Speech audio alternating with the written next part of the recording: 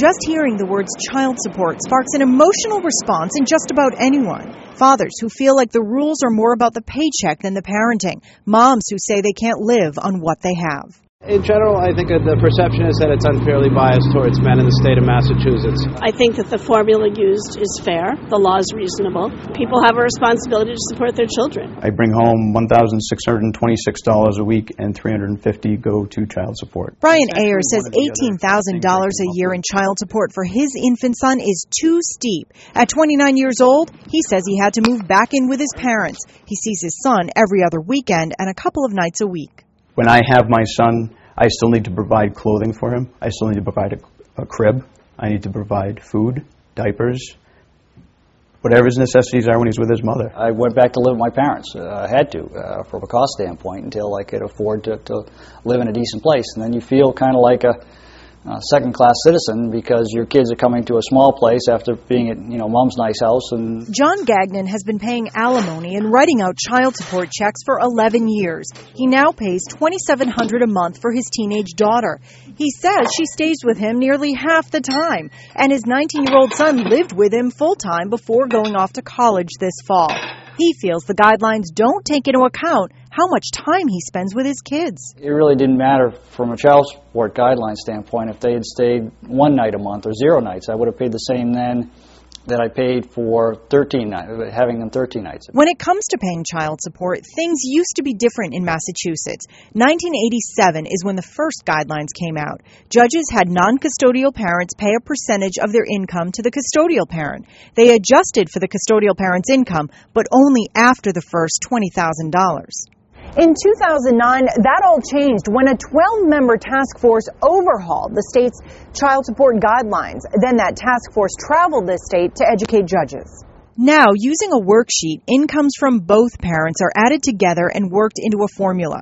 Judges also weigh how many children are involved and required expenses. In Massachusetts, that means mandated health insurance, child care, and housing costs.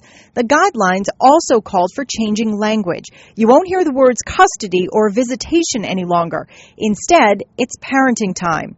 All of this meant to make the system fair for both parents. We want kids to be well supported.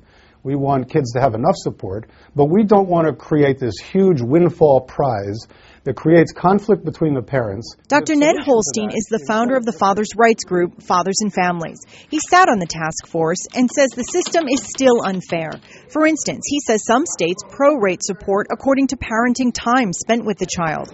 He also says judges in Massachusetts may order both child support and college expenses until age 23. We have a long way to go, but I think some of the worst thing is that there is a pervasive gender bias in family court. Men are still looked at as breadwinners, and women are still looked at as nurturers of children. Nothing could be further from the truth.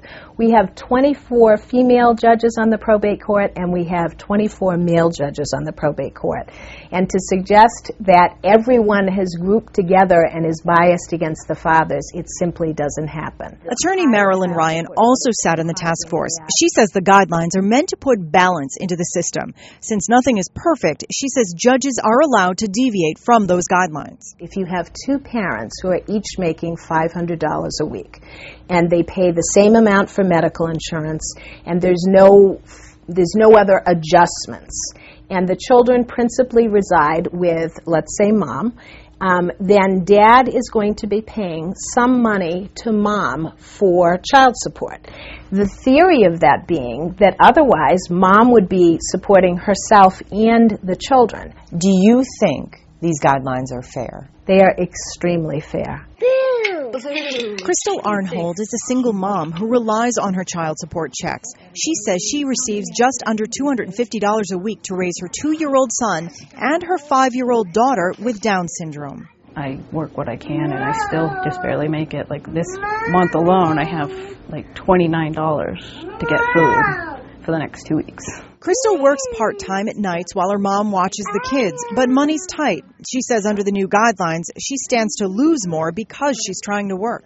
I'm not greedy by any means, and I want to make that perfectly clear. I just try to get for my kids what they need. Ryan says he's working with the court system, but wants to see more changes. The best interest of this child is to have a loving, caring home in both places where he's provided equally of both residents, not his mother's, not his father's, but equally among both. He tells us he doesn't see himself leaving his parents' home anytime soon.